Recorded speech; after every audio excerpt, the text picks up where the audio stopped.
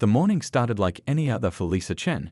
She was 8 months pregnant and feeling the weight of her baby with every movement. Her husband Tom had left 3 days ago for a business trip, promising to be back before the weekend. Lisa had grown used to the quiet mornings alone in their two-story house, taking things slow as her due date approached.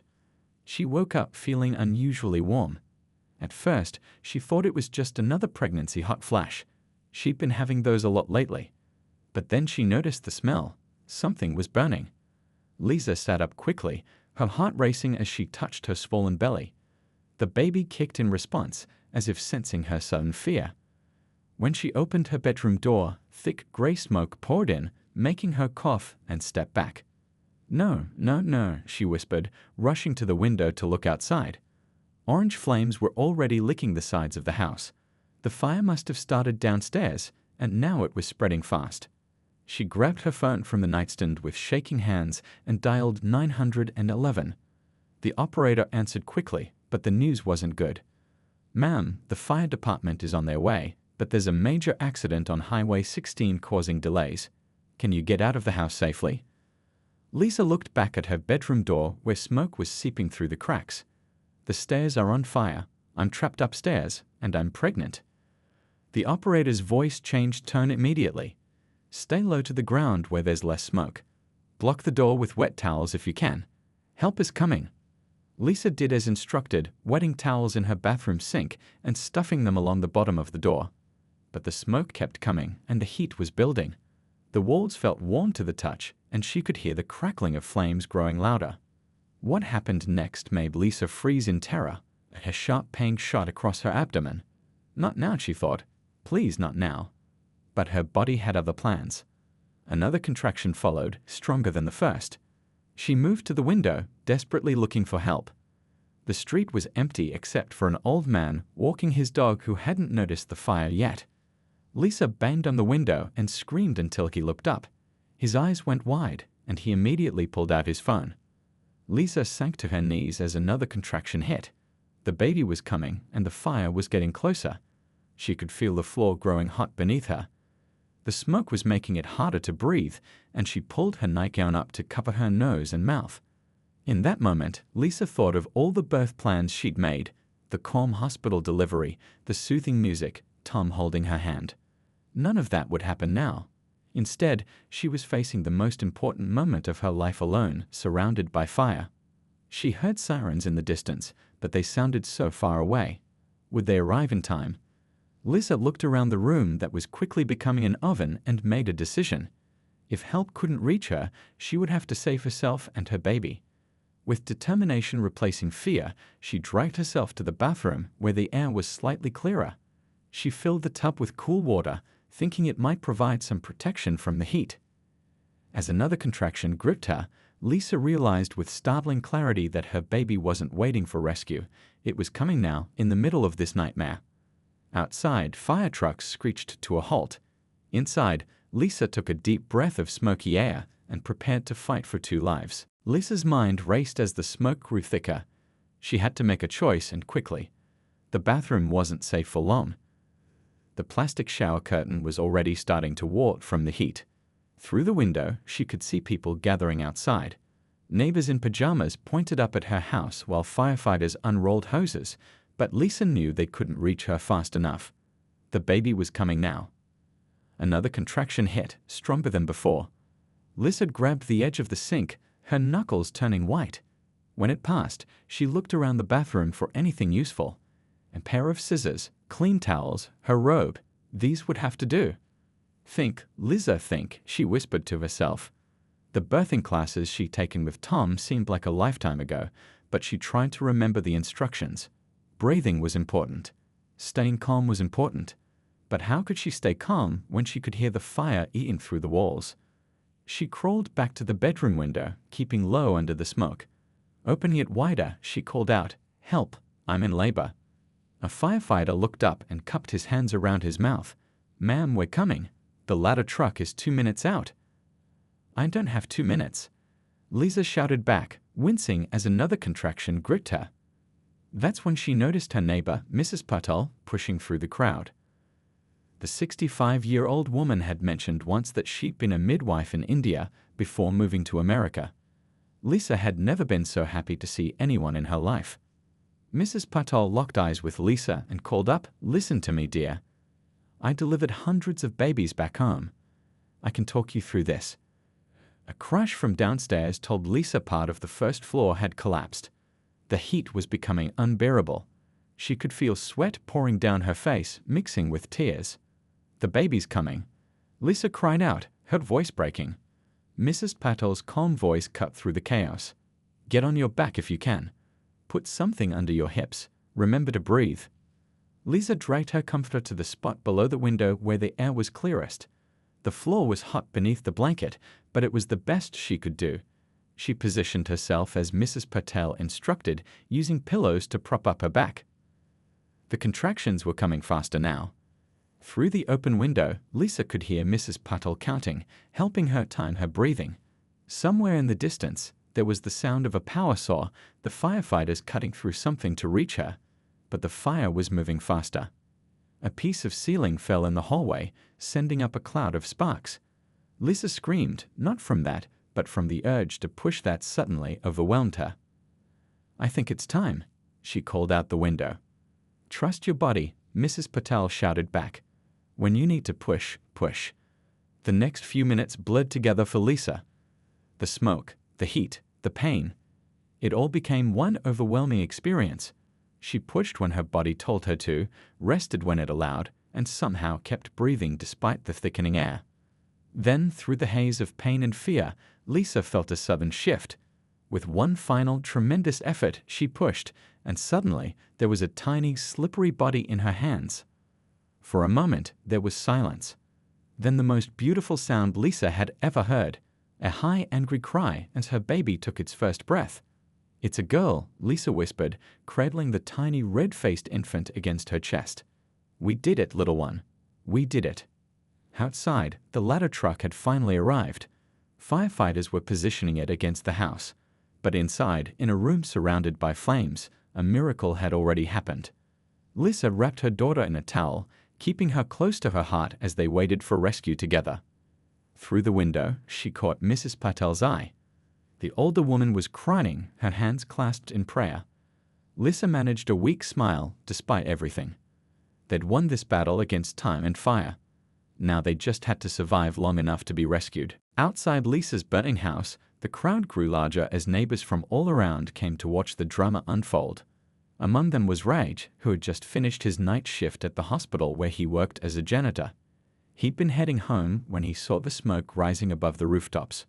Raj pushed his way through the onlookers until he reached the front. He spotted Mrs. Patel shouting instructions up to the window and quickly realized what was happening. "I work at the hospital," he told a nearby firefighter. "Maybe I can help." The firefighter, a stocky man named Joe, looked at Raj with desperate eyes. "The ladder truck's here, but we can't reach the window directly because of those power lines. We're going to have to go through the roof." Up in the bedroom, Lisa clutched her newborn daughter close. The tiny girl had stopped crying and was now making small, soft sounds against her mother's chest. Lisa had wrapped her in a damp towel to protect her from the heat, but the air was getting harder to breathe by the minute. "Stay with me," Lisa whispered to her baby. "Help is coming." A loud crash from somewhere in the house made the floor beneath her vibrate. Lisa knew she couldn't stay where she was much longer.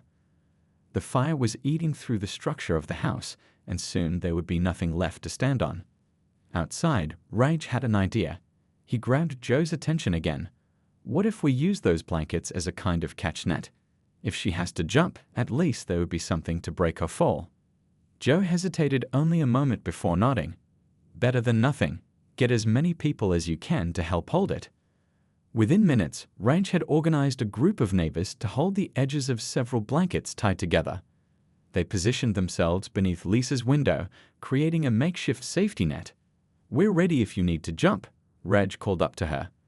"But try to wait for the firefighters if you can." Lisa heard him, but she wasn't sure how much longer she could wait. The smoke was so thick now that she had to keep her face pressed against the floor to find breathable air. She'd torn a strip from her nightgown and soaked it with water from a bottle she kept by her bed, placing it gently over her baby's nose and mouth. On the roof, firefighters were cutting through the shingles, racing against the flames below. Inside, support beams were starting to groan under the heat's pressure. Lisa felt the floor shift beneath her. A terrible cracking sound told her something important had given way. "I think I have to jump," she called out the window, her voice raspy from smoke. Mrs. Patel cupped her hands around her mouth. "Wrap the baby against your chest as tight as you can. Cross your arms over her and try to land on your back." With trembling hands, Lisa used her bathrobe belt to secure her daughter against her. The tiny girl whimpered but stayed bundled against her mother's skin. "I love you," Lisa whispered to her baby. "Whatever happens, I love you so much." The floor gave another sickening lurch. It was now or never. Lisa dragged herself to the window ledge, her legs weak from the birth and smoke. Below, she could see the neighbors holding the blankets, their faces turned up toward her with a mix of fear and determination. Just as she was about to push herself out, there was a crash from behind her. Through the smoke, she saw two firefighters breaking through the ceiling, their masks and tanks making them look like creatures from another world. "We've got you," one shouted, reaching toward her. But at that exact moment, the floor beneath Lisa gave way completely. She felt herself falling and instinctively curled her body around her baby, rolling toward the window more than jumping. For Lisa, time seemed to slow as she fell through the air. 3 thoughts filled her mind: protect the baby, land right, breathe. She hit the blanket with a force that knocked the wind from her lungs. Hands reached for her immediately, lowering her gently to the ground. Someone was checking her pulse. Another person was carefully unwrapping the baby to make sure she was okay. Through a haze of pain and relief, Lisa heard her daughter cry again, strong and full of life. Somewhere nearby, sirens wailed as an ambulance approached. "You did it," Raj told her, his face appearing above hers. "Both of you made it." Lisa managed a small nod before darkness claimed her. Her last conscious thought was of her daughter's warmth against her chest, the miracle they'd somehow created in the middle of hell itself. The ambulance raced through the early morning streets, its siren cutting through the quiet neighborhoods. Inside, paramedics worked frantically over Lisa and her newborn daughter. One placed an oxygen mask over Lisa's face, while another carefully examined the tiny baby, who was surprisingly pink and alert despite her dramatic entry into the world. BP's dropping called out the paramedic monitoring Lisa, and her O2 sats are low. "Get me another liter of saline." Lisa drifted in and out of consciousness. Through the fog in her mind, she could hear them talking about smoke inhalation, possible burns to her airways, and the risk of carbon monoxide poisoning. But all she cared about was one thing. "My baby," she whispered beneath the mask. "Is she okay?" The female paramedic leaned close. "Your little girl is doing amazingly well, all things considered. She's a fighter, just like her mom." Lisa tried to lift her head to see her daughter, but didn't have the strength. The paramedic understood and carefully brought the swaddled infant closer so Lisa could see her face. The baby's eyes were open, looking around with that newborn intensity that seems to take in everything and nothing at once. "She needs a name," Lisa murmured before darkness claimed her again. At the hospital, they were separated.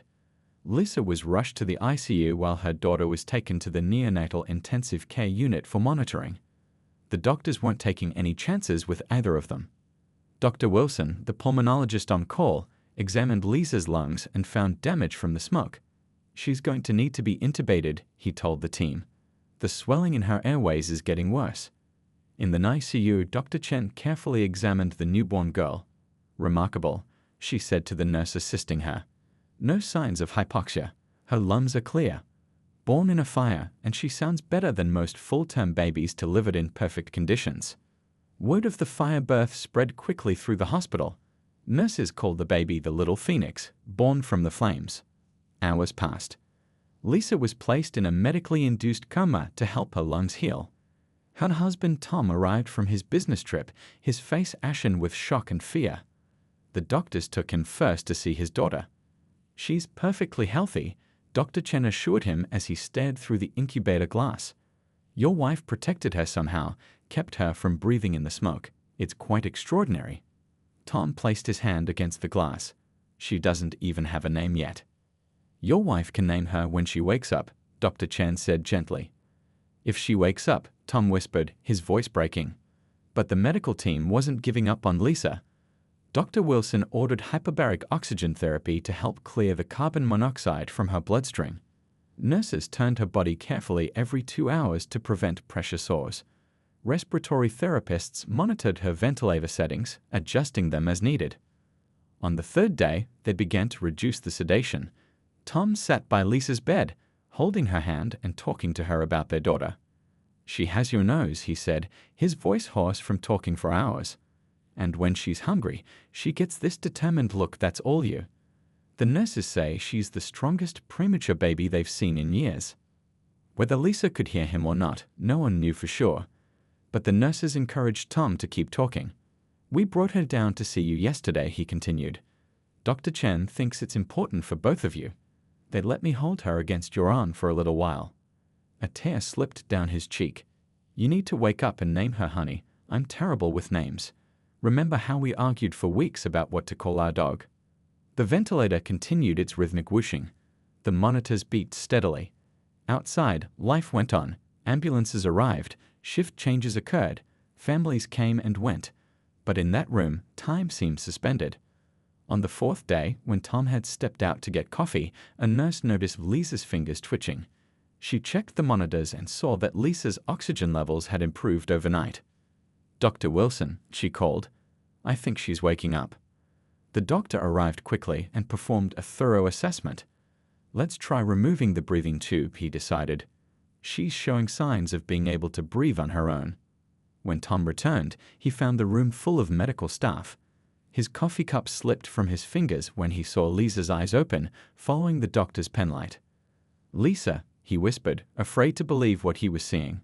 She couldn't speak yet, her throat too raw from the tube, but her eyes found his, and she smiled. The next morning, Lisa sat propped up in her hospital bed.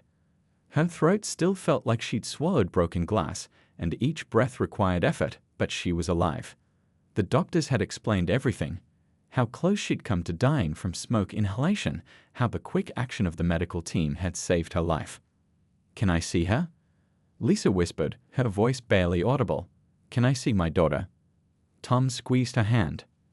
"I've been asking them since you woke up. They're bringing her down right now." As if on cue, the door opened. A nurse entered pushing a small transparent bassinet. Behind her came Dr. Chen, smiling broadly. "Someone's very eager to see her mom," Dr. Chen said, checking Lisa's monitors briefly before nodding to the nurse. The nurse carefully lifted the tiny bundle and brought her to Lisa's side. "She's been doing wonderfully, eating well, breathing perfectly. Your little miracle baby." With trembling arms, Lisa reached out. The moment they placed her daughter against her chest, something profound shifted inside her. Despite the pain in her lungs, despite the weakness in her body, Lisa felt stronger than she ever had before. "Hello, my brave girl," she whispered, drinking in every detail of her daughter's face. The perfect rosebud mouth, the delicate eyelashes, the tiny fingernails. It seemed impossible that this perfect being had come into the world surrounded by fire and smoke. "Have you thought of a name?" Tom asked, perching carefully on the edge of the bed to be closer to them both. Lisa nodded slowly. "Ember," she said. "Her name is Ember." Tom's eyes filled with tears. "It's perfect." Dr. Chen cleared her throat. "There are some people who'd like to meet Ember and see you if you're feeling up to it." Lisa looked up questioningly. "The firefighters who were on the roof when you fell," Dr. Chen explained. "And your neighbor who helped talk you through the delivery. They've been calling every day to check on you both." Lisa nodded. "I'd like that. They're the reason we're alive."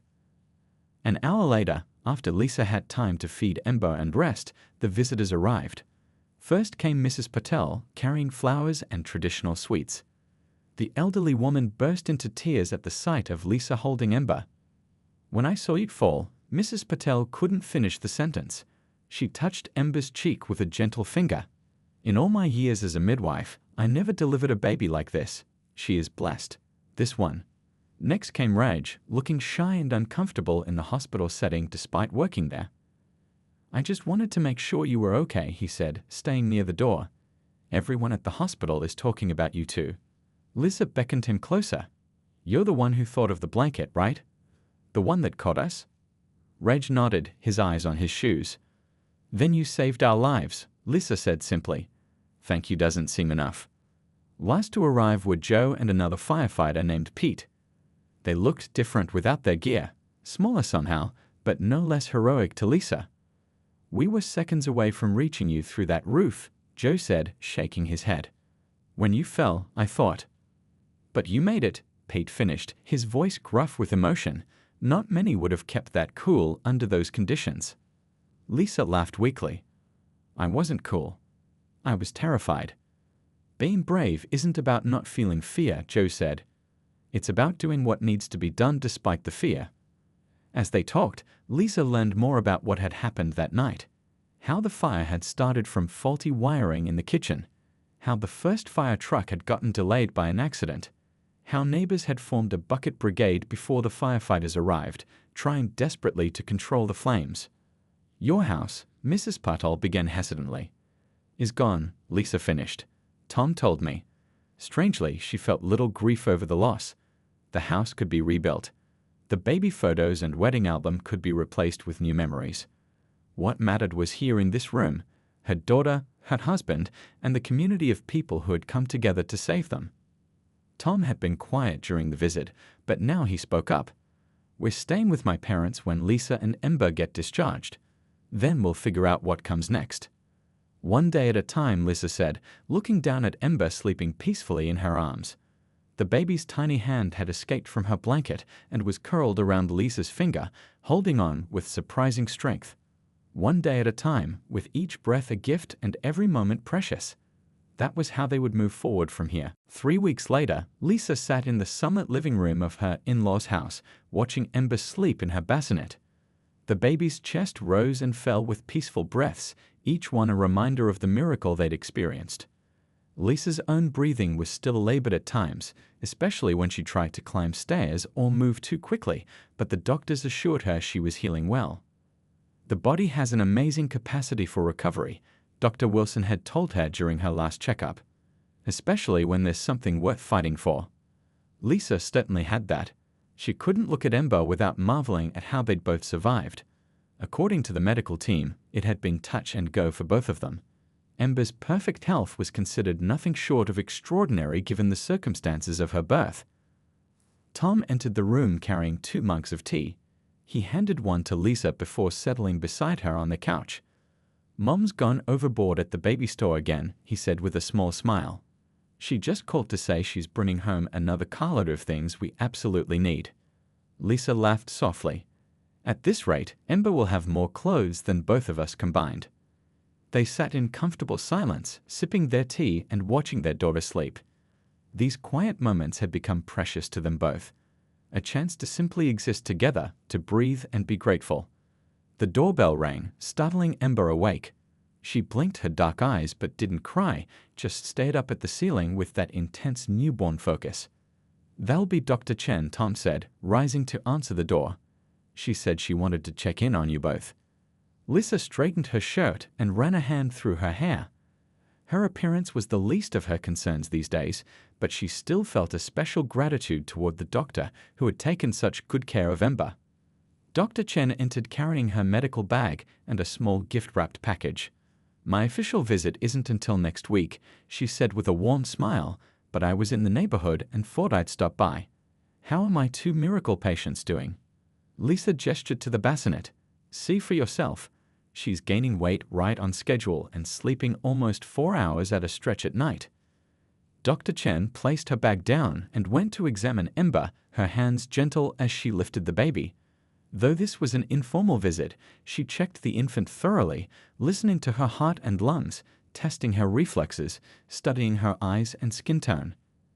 Remarkable, she murmured, as she often did when examining Ember.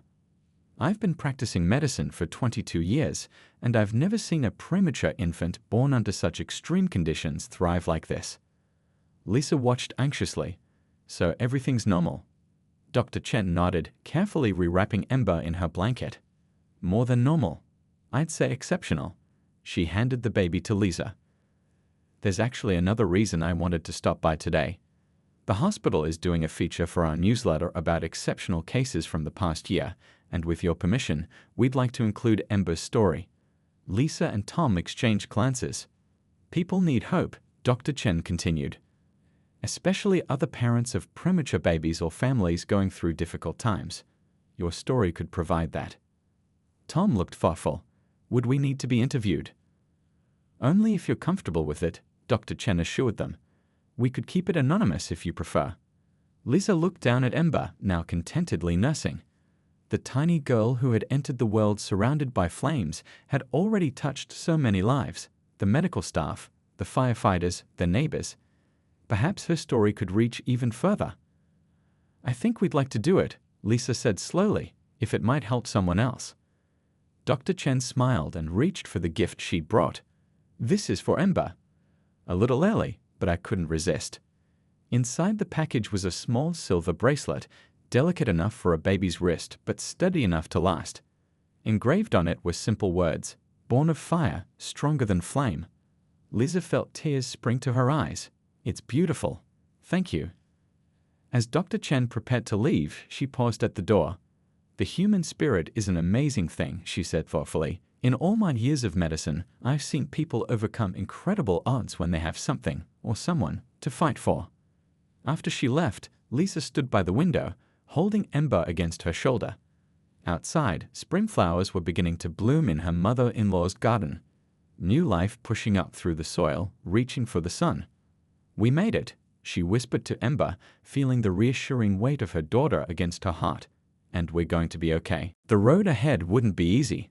There were still medical bills to sort out, a house to rebuild, nightmares to overcome. But in this moment, with her daughter's heart beating against her own, Lisa felt a peace she'd never known before. They had faced the worst together, and somehow they had both emerged stronger. 6 months after the fire, Lisa stood in front of the newly rebuilt house. The structure looked similar to their old home, but with important differences: wider hallways, an advanced sprinkler system, and extra smoke detectors in every room. The construction crew had finished a week early, and today was moving day. "What do you think, Ember?" Lisa whispered to the baby strapped to her chest. "Is it home yet?" Ember gurgled and reached out a chubby hand toward the fresh paint. At 6 months old, she was the picture of health, bright-eyed, strong, and hitting all her developmental milestones right on schedule. No one would ever guess she had been born amidst flames and smoke. Tom walked up behind them, carrying a box labeled kitchen. He set it down on the front porch and wrapped an arm around Lisa's shoulders. "Ready?" he asked. Lisa took a deep breath and nodded. The last time she had entered their house, it had been filled with smoke. The last time she had left it, she'd been falling from a second-story window with a newborn clutched to her chest. Going back in wouldn't be easy. As if sensing her hesitation, Mrs. Patel appeared from next door. The elderly woman had become like family in the months since the fire. She had visited Lisa and Ember in the hospital every day, brought homemade food to Tom's parents' house, and even helped them find the contractor for rebuilding. "I thought you might want some company," Mrs. Patel said, her eyes crinkling with understanding. "First steps can be difficult." Lisa smiled gratefully. "I'd like that." Together, the four of them walked up the path to the front door. Tom inserted the key, and with a click, the door swung open. Lisa held her breath without realizing it, half expecting to smell smoke. Instead, there was only the clean scent of fresh paint and new carpeting. "See?" Tom said gently. "Just a house. Our house." They walked through the empty rooms, their footsteps echoing on the hardwood floors. The layout was familiar, but different enough not to trigger painful memories. Light streamed through new energy-efficient windows, creating pools of sunshine on the bare floors. In the kitchen, Mrs. Patel set down a basket she had brought. "Housewarming gifts," she explained, unpacking containers of food. "You'll be too busy unpacking to cook today." As they continued the tour upstairs, Lisa felt her heart rate increase slightly. The second floor had been where it all happened: her labor, the firefighters breaking through the roof, her desperate escape. Tom squeezed her hand, anchoring her to the present. "The nursery," he said, opening a door to reveal a freshly painted room in soft yellow. "Ready for decorating whenever you are." Lisa stepped inside, bouncing Ember gently as the baby began to fuss. This room was directly above the kitchen, where the old wiring had caused the fire. Now it was bright and safe, with a large window overlooking the backyard. "I think she likes it," Lisa said as Ember's fussing quieted. "Maybe she feels like she's come full circle too." Later that afternoon, as movers brought in furniture and friends dropped by with more housewarming gifts, Lisa found herself surrounded by the community that had helped save her and her daughter. Rage had come straight from his hospital shift. Joe and Pate from the fire department brought a custom-made smoke detector with Ember's name engraved on it. Dr. Chen arrived with a children's book about brave little girls. As evening approached, Lisa took a moment alone in the backyard. The setting sun cast long shadows across the newly planted grass. In one corner, a small tree had been planted, a gift from the neighborhood. A plaque at its base read, "In celebration of new beginnings, Ember's Tree." Lisa heard the screen door open and close. Tom joined her, handing her a mug of tea. "Everyone's gone," he said. "It's just us now." "Are you scared?" Lisa asked, voicing the thought that had been with her all day.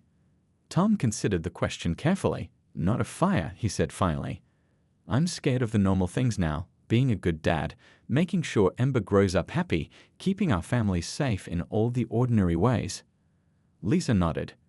That was it exactly. The fire had been terrifying, but it had also put everything else into perspective. The everyday fears seemed manageable after what they'd been through. From inside the house came the sound of Ember crying, her hungry cry, which Lisa had learned to distinguish from her tired cry or her need a diaper change cry. "She knows she's home," Tom said with a smile. "Listen to those lungs." Lisa laughed. Those lungs that first breathed smoke and somehow came out stronger. They walked back into their new house together, heading toward the sound of their daughter. The home smelled of fresh paint and Mrs. Patel's cooking, of new furniture and possibilities. As Lisa picked up Ember and settled into a rocking chair to feed her, she felt the final pieces click into place. They had survived the unthinkable. They had rebuilt their home. But most importantly, they had each other. A family forged in fire and tempered by love, stronger now than they had ever been before.